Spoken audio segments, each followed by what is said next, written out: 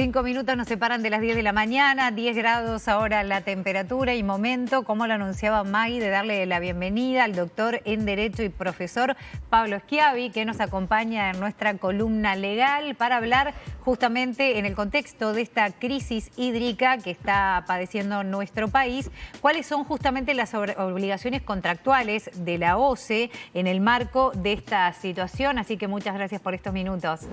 Muy buenos días, ¿cómo están? Encantado de estar acá con ustedes. Por favor, ¿qué alcance tiene justamente en este contexto lo que tiene que ver con el decreto de emergencia hídrica?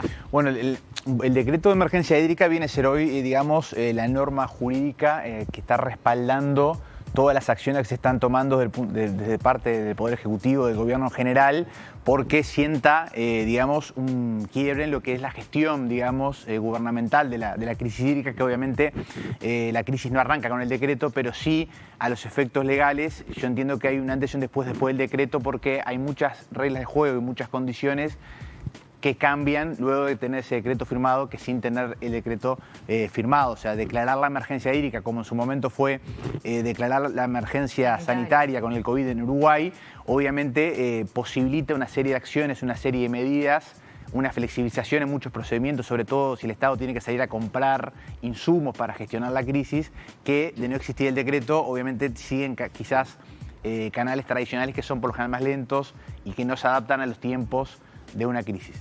¿Eso implica tanto en las medidas que toma el Estado como la que puedan tomar particulares o rige solamente para el Estado? Bueno, rige para todos los que estén alcanzados por lo que dice el decreto. O sea, este decreto igual, yo creo que bueno, si la situación no cambiara favorablemente, van a ser necesarios otros decretos, como también pasó con el COVID. Creo que en este caso entiendo que la gestión viene siendo progresiva en ese tema y que obviamente todavía se podrían llegar a tomar otras medidas que hoy no están contempladas en el decreto, que bueno, se dependerá mucho de cómo venga evolucionando la situación. Por lo menos el decreto genera un respaldo y creo que le da la llave al Poder Ejecutivo para tomar acciones que de no existir el decreto no tendrían un marco de legalidad. Ese es un poco lo que busca el decreto. Yendo un poco más atrás, ¿no? La ley de políticas nacionales o de política nacional de aguas establece en su artículo 3 que el agua es un recurso natural esencial para la vida y el acceso al agua potable y al saneamiento son derechos humanos fundamentales reconocidos, bueno, en diferentes incisos. ¿Esta agua que está llegando a nuestros hogares violenta de alguna manera la normativa vigente y eso sería posible, no sé, como se ha intentado realizar, que de repente personas decidan ir contra OCE en ese sentido? Bueno, ahí Magdalena, hay dos cosas. Primero, obviamente, tenemos la legislación propia de cómo se gestiona el agua. Antes que eso y más arriba, digamos, tenemos lo que es la Constitución, que tiene un artículo 47, donde dice que el acceso al agua potable es un derecho humano fundamental. La ley lo que hace es reglamentar ese artículo. Y acá el problema lo tendríamos si quienes, por ejemplo, los sectores quizás más vulnerables hoy no estuvieran accediendo al agua potable. Los residenciales, por ejemplo. Bueno, ese es un tema más bien particular. O sea, acá lo que se busca es, creo, por las medidas que han sido anunciadas, que bueno, que toda la población tenga acceso al agua más allá de que hoy podamos discutir si el agua que sale de la canilla es potable o no. O sea, creo que si no se hubiesen tomado esas medidas, quizás ahí sí podríamos hablar de una situación de vulneración de ese artículo del agua. Pero en realidad no es potable, es bebible. Bueno, esa es una discusión que obviamente nosotros, desde el punto de vista técnico, no tenemos. O sea, sí, claramente el agua no es la misma que se tomó siempre, o sea, obviamente, pero de ahí no hemos tenido aún lo que yo decía, que todavía faltan cosas. O sea, no hay, digamos, un decreto oficial o una disposición oficial que te diga que esa agua no es potable. Claro, más allá del pronunciamiento de salud pública y otros que han dicho que, bueno, hay recomendaciones, pero todavía nada nos ha dicho ese punto. Desde el punto de vista legal, después lo otro es de lo que cada uno pueda pensar. Claro, pero la pregunta que muchos se hacen y particularmente a partir de situaciones puntuales que han ocurrido es: la Constitución establece que el agua que tendría que salir por mi canilla sea potable. No, la Constitución lo que dice es que tenemos un derecho todos como ciudadanos a acceder al agua potable. Bien, el derecho que estoy teniendo yo hoy capaz que no es el agua potable en sus valores o como se considera tal. Como es tan confuso, por eso nos gustaría conocer los límites. O sea, si el agua esa no es potable, ¿un ciudadano podría ir contra OCE y reclamar que lo que está recibiendo de su canilla no es potable? A ver, el derecho del ciudadano, más que del ciudadano, del consumidor, o sea, de la otra parte de ese contrato de la OCE, siempre está presente. Eso claramente, o sea, como cualquier otro servicio público, si falla la luz, si falla el teléfono, si falla en este caso... No, porque además yo sigo pagando las tarifas por un servicio que no es el que debería brindar la empresa. Por eso pregunto, ¿el decreto de emergencia hídrica que está atravesando la zona metropolitana podría de alguna manera hacer rever ese derecho fundamental que teníamos? No, a ver, el derecho del usuario, del consumidor, siempre está presente. Eso tenemos que tenerlo claro. O sea, cuando el ciudadano entiende que el servicio que está recibiendo es un servicio público, no está dentro de los parámetros, esperables o exigidos, ahí nace el derecho de reclamo. Bien. ¿Tá? Ese es el punto 1. El punto 2, después, ¿qué posibilidades de éxito puede tener ese reclamo? Son cosas distintas, o sea, como reclamar siempre tenemos el derecho de reclamar. El derecho lo tenemos. El derecho no lo corta ni un decreto ni una ley, nada, porque es parte de lo que del funcionamiento de un Estado democrático donde cada uno hace lo que entiende que tiene que hacer. Ahora, lo que nosotros venimos sosteniendo es, está bárbaro, tenemos ese contrato claramente con la OCE como usuarios, nosotros personas físicas de uso doméstico, las empresas residenciales, etcétera. Ahora, nosotros en una emergencia hídrica, ese contrato, ¿se lee igual que en situaciones de normalidad? Bueno, esa es la pregunta. Bien, yo entiendo que, a ver, en situaciones de normalidad, o sea, si no hubiera la crisis, si el servicio que nos están prestando no es acorde al esperable, yo creo que ahí sí tenés posibilidades de éxito en la gestión de ese reclamo. ¿Qué ha pasado? A veces no hay luz y vos reclamás o no te... Bueno, pasó en Maldonado hace unos años, ¿no? El antecedente más Exacto. Ahí sí vos tenés posibilidades de reclamar, que las tenés siempre, pero te pedís posibilidades de éxito en esa gestión. O sea, que te reintegren parte de la tarifa o te la reintegren toda, etcétera. Y en este no. Bueno, ahí en este caso yo no digo que no. Lo que digo es, no podemos medir ese reclamo en situaciones de normalidad que en una situación de emergencia sanitaria. Y ahí lo que hablábamos recién acá con Verónica, en el sentido de que ese decreto de emergencia sanitaria, en lo que es la gestión de esta crisis hídrica, obviamente no es inocuo, sino que tiene un fuerte valor, porque ante el eventual reclamo que estamos hablando, que siempre tenés el derecho, sí, la OCE seguramente se va a amparar en ese decreto de emergencia sanitaria. ¿Está habiendo reclamos de particulares de repente? Reclamos ha habido, reclamos de tipo administrativo. O sea, yo hasta hoy por lo menos no tengo conocimiento de que haya habido una acción judicial o algo judicial. Igual estamos durante la feria, habrá que esperar quizás la semana que viene o las próximas, pero por lo menos judicialmente no ha habido reclamos. No por resarcimiento tampoco. No. Porque uno puede pensar, bueno, pero si lo que dice ese artículo es que se debe garantizar el acceso al agua potable, uno puede decir, bueno, que nos brinden el agua embotellada, ya que la de la OCE particularmente no, y queda, digamos, supeditado a ese decreto de emergencia hídrica, bueno, que se nos brinde potable en otro formato. No, claro, a ver, sí, pero ahí de hecho, por eso, a ver, yo de lo que decía, en ese decreto de emergencia hídrica y otras medidas que se han tomado, quizás, por ejemplo, si vos estás en un contexto de situación vulnerable donde no podés pagar el agua embotellada, hoy la estás recibiendo. Nosotros podemos decir, bueno, eso es suficiente, no es suficiente, pero no podés decir que no la estás recibiendo. ¿Me explico? O sea, no podemos leer solo ahí el contrato, digamos, OCE usuario, sino ver todo el contexto. Después, es lo que decíamos al comienzo, quizás si esta situación no mejora, capaz que con la foto de hoy no te va a alcanzar. La Asociación de Residenciales, por ejemplo, estaba justamente analizando demandar a OCE por eso. Porque tú lo decías en ese artículo, dice potable. Bueno, sí, a ver, nadie discute el concepto de potable y lo que todos entendemos por potable. Lo que yo digo es que este tipo de contratos obviamente están previstos para situaciones de normalidad. Después nosotros, en el mismo contrato, si vos lees, no me acuerdo ahora bien la cláusula de memoria, hay cláusulas que siempre la administración, o sea que el Estado pone que si hay razones, por ejemplo, de fuerza mayor o de imprevisibilidad o etcétera, que no se le pueden imputar al ente, ahí el ente queda exonerado de responsabilidad. Pero obviamente eso no lo va a dilucidar el ente, sino que si esto se llegara a judicializar, sería la justicia la que diría, yo le puedo imputar a la OCE que hoy no brinde agua potable, ¿es responsabilidad de la OCE o es o es producto de una emergencia hídrica que estamos viviendo que quizás es la mayor en los últimos 100 años. Pero ¿Me como explico? abogada del Tenés que diablo probar uno dice, pero ese la nexo OCE no causal. debería haber previsto de que esto no pasara para que en caso de un... Porque Pues si esto no se conoce desde febrero. Claro, Bueno. porque uno también puede decir, bueno, pero entonces en ese caso nunca podríamos reclamar nada porque siempre algo va a haber pasado para que... No, la valoración final, cada uno podrá tener su opinión. Yo lo que te digo es, en situaciones de normalidad, no hay duda que tendrés muchas más chances de éxito en un eventual reclamo que hoy. Ahora, hoy, el Estado se podría agarrar de varias cosas como para exonerarse de responsabilidad. Pero eso igualmente, por más decisión que tomara el Estado en un eventual reclamo, la decisión final la va a tener si esto llega a la justicia, porque acordate No, que pero vos... dentro de tu experiencia como abogado, más allá que seguramente este caso no le ha tocado prácticamente a nadie porque es una situación totalmente por fuera de lo normal.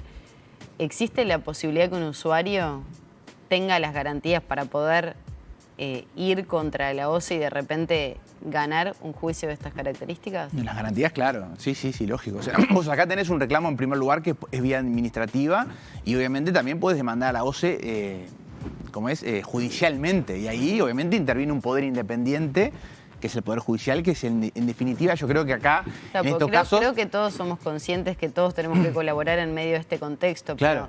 pero está pasando de repente con algunas situaciones puntuales que van a decir, bueno, yo sigo pagando la misma tarifa, más allá del déficit, ¿por qué no se previó esto si se conocía que ya desde el año pasado estábamos teniendo un déficit, que los niveles de paso severino iban bajando? No hubo una previsión, se esperaba que lloviera. Ahí no hubo cierta negligencia del Estado para con los usuarios. Y bueno, eso son todas cuestiones que obviamente se terminan dilucidando a nivel judicial. O sea, vos tenés que... ponele que yo defendiera a un residencial. Persona, sí, a un Bárbaro. residencial. Vos lo que tenés que demostrar es que el Estado no puede exonerarse porque no está lloviendo y eso es producto de, de todo lo que sea esto, sino que es producto de una mala gestión durante los últimos Ahí está. 3, 4, Poniendo 5, ese 6, ejemplo. 7, 8 años. Si yo logro convencer a un juez de que esa es la causa de lo que está pasando, y sí, ahí voy a tener éxito en el reclamo. Bien. Obviamente hay reclamos y reclamos. Acá estamos hablando de que ponerle, si esto lo hiciéramos a título individual, a lo sumo te podrían reintegrar parte o algo de la tarifa. Ahora, si ya tenemos grandes consumidores, bueno, ahí ya tenés otro escenario. O sea, no solo pensemos en los residenciales, pensemos a nivel de la industria, pensemos, o sea, todas las grandes consumidores utilizan agua para lo que sea de lo que hagan en el día a día. O sea que ahí, obviamente, el monto del reclamo se va a corresponder con la dimensión de la actividad industrial, comercial que se está ¿Te ha realizando. pasado que se ha comunicado a alguien para hacerte este tipo de consultas? Sí.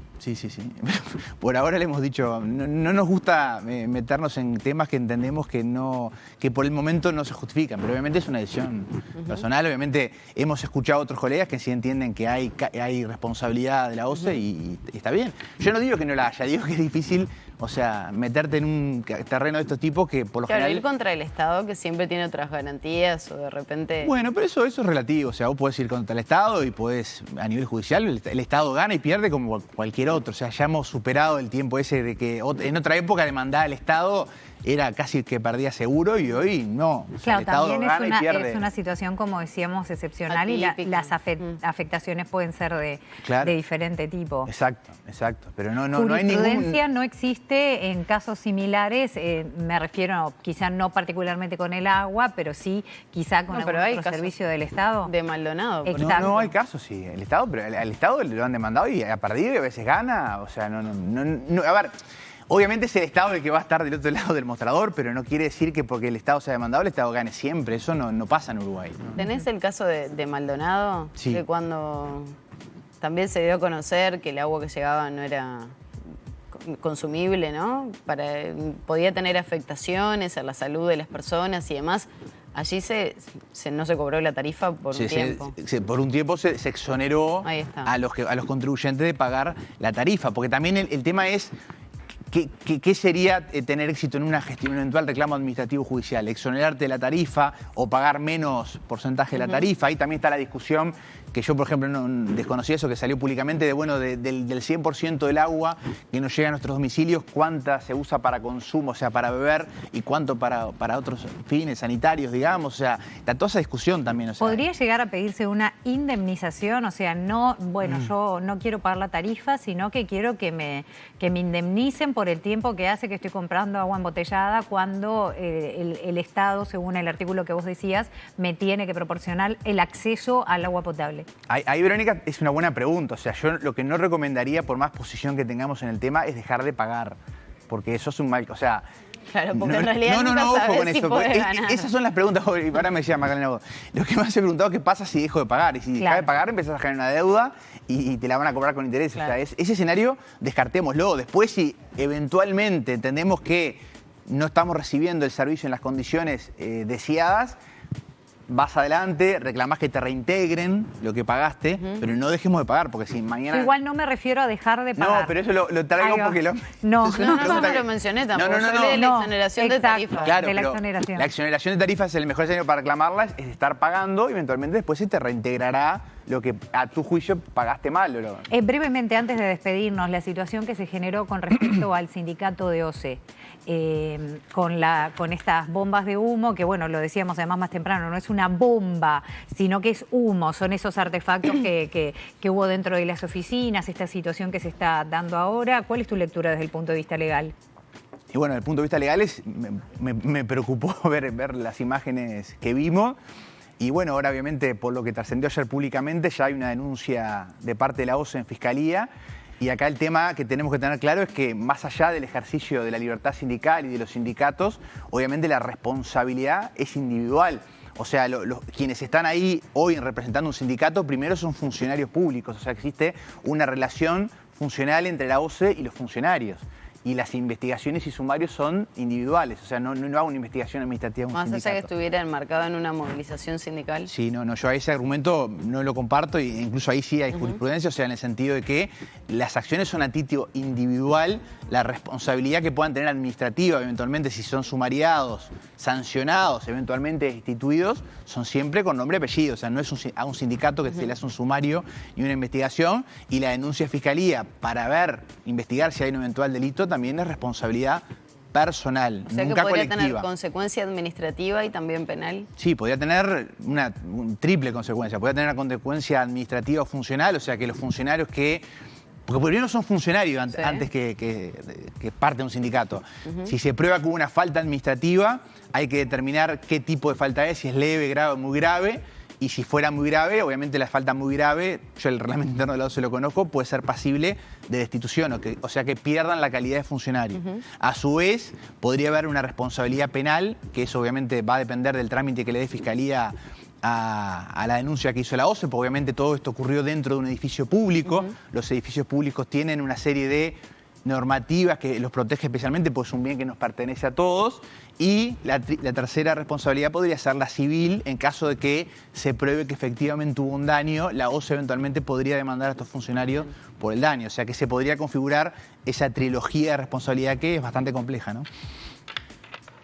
Muchas gracias. Como siempre, era la columna legal con el doctor y profesor Pablo Schiavi, que bueno, se habrá para hablar acerca de este tema que seguramente recién empieza y obviamente es con el ánimo informativo y no que vaya uno a salir a hacer este tipo de manifestaciones, pero saber en caso de extenderse esta situación cuáles son las posibilidades, así que muchas gracias. Muchas gracias a ustedes, que tengan buena semana. Gracias.